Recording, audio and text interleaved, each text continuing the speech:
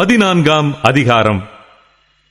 பின்பு நான் பார்த்தபோது, இதோ சீயோன் மலையின் மேல் ஆட்டுக்குட்டியானவரையும் அவரோட கூட அவருடைய பிதாவின் நாமம் தங்கள் நெற்றிகளில் எழுதப்பட்டிருந்த 144,000 பேரையும் நிற்க கண்டேன். அல்லாமலும் பெருவெள்ள இரைச்சல் போலவும் பலத்த இடிமுழக்கம் போலவும் ஒரு சத்தம் வானத்திலிருந்து உண்டாக கேட்டேன். நான் கேட்ட சத்தம் சுரமண்டலக்காரர் தங்கள் சுரமண்டலங்களை வாசிக்கிற ஓசையைப் போலிருந்தது. அவர்கள் சிங்காசனத்திற்கு முன்பாகவும் 4 ஜீவன்களுக்கு முன்பாகவும் மூப்பர்களுக்கு முன்பாகவும் புதுப்பாட்டை பாடினார்கள். அந்த பாட்டு பூமியிலிருந்து மீட்டுக் கொள்ளப்பட்ட 144,000 பேரே அல்லாமல் வேறொருவரும் கற்றுக்கொள்ளக் கூடாதிருந்தது. ஸ்திரீகளால் தங்களை கரைப்படுத்தாதவர்கள் இவர்களே, கற்புள்ளவர்கள் இவர்களே. ஆட்டுக்குட்டியானவர் எங்கே போனாலும் அவரை பின்பற்றுகிறவர்கள் இவர்களே. இவர்கள் மனுஷரிலிருந்து தேவனுக்கும் ஆட்டுக்குட்டியானவருக்கும் முதற்பலனாக மீட்டுக் கொள்ளப்பட்டவர்கள். இவர்களுடைய வாயிலே கபடம் காணப்படவில்லை. இவர்கள் தேவனுடைய சிங்காசனத்திற்கு முன்பாக மாசில்லாதவர்களாயிருக்கிறார்கள். பின்பு வேறொரு தூதன் வானத்தின் மத்தியிலே பறக்க கண்டேன். அவன் பூமியில் வாசம் பண்ணுகிற சகல ஜாதிகளுக்கும், கோத்திரத்தாருக்கும், பாஷைக்காரருக்கும், ஜனக்கூட்டத்தாருக்கும் அறிவிக்கத்தக்கதாக நித்திய சுவிசேஷத்தை உடையவனாயிருந்து மிகுந்த சத்தமிட்டு, தேவனுக்கு பயந்து அவரை மகிமைப்படுத்துங்கள், அவர் நியாய தீர்ப்பு கொடுக்கும் வேளை வந்தது, வானத்தையும் பூமியையும் சமுத்திரத்தையும் நீரூற்றுகளையும் உண்டாக்கினவரையே தொழுது கொள்ளுங்கள் என்று கூறினான். வேறொரு தூதன் பின் சென்று, பாபிலோன் மகாநகரம் விழுந்தது விழுந்தது, தன் வேசித்தனமாகிய உக்கிரமான மதுவை சகல ஜாதிகளுக்கும் குடிக்க கொடுத்தாளே என்றான்.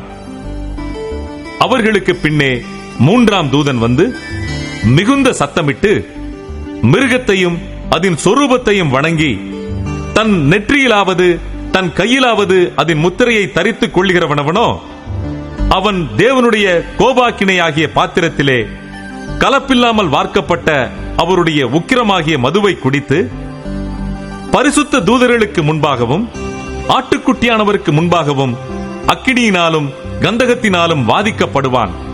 அவர்களுடைய வாதையின் புகை சதா காலங்களிலும் எழும்பும்.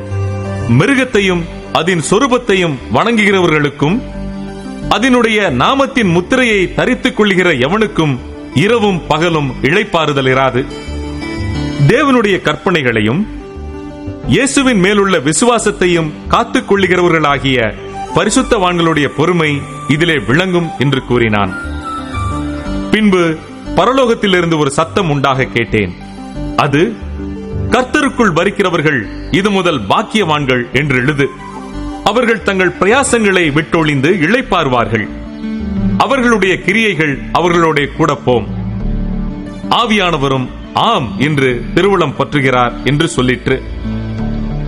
பின்பு நான் பார்த்தபோது, இதோ வெண்மையான மேகத்தையும், அந்த மேகத்தின் மேல் மனுஷகுமாரனுக்கு ஒப்பானவராய் தமது சிரசின் மேல் பொற்கிரீடத்தையும் தமது கையிலே கருக்குள்ள அரிவாளையும் உடைய ஒருவர் உட்கார்ந்திருக்கிறதையும் கண்டேன்.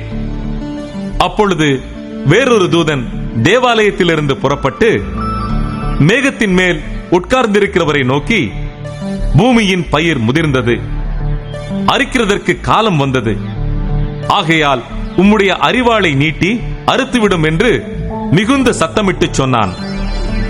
அப்பொழுது மேகத்தின் மேல் உட்கார்ந்தவர் தமது அரிவாளை பூமியின் மேல் நீட்டினார். பூமியின் விளைவு அறுப்புண்டது. பின்பு வேறொரு தூதனும் கருக்குள்ள அரிவாளை பிடித்துக் கொண்டு பரலோகத்தில் உள்ள தேவாலயத்திலிருந்து புறப்பட்டு வந்தான். அக்கினியின் மேல் அதிகாரமுள்ள வேறொரு தூதனும் பலிபீடத்திலிருந்து புறப்பட்டு வந்து கருக்குள்ள அரிவாளை பிடித்திருக்கிறவனை நோக்கி, பூமியின் திராட்சை பழங்கள் பழுத்திருக்கிறது, கருக்குள்ள உமது அரிவாளை நீட்டி அதன் குலைகளை அறுத்துவிடும் என்று மிகுந்த சத்தத்தோடே சொன்னான். அப்பொழுது அந்த தூதன் தன் அரிவாளை பூமியின் மேலே நீட்டி பூமியின் திராட்சை பழங்களை அறுத்து தேவனுடைய கோபாக்கினை என்னும் பெரிய ஆலையிலே போட்டான். நகரத்திற்கு புறம்பே உள்ள அந்த ஆலையிலே அது மிதிக்கப்பட்டது.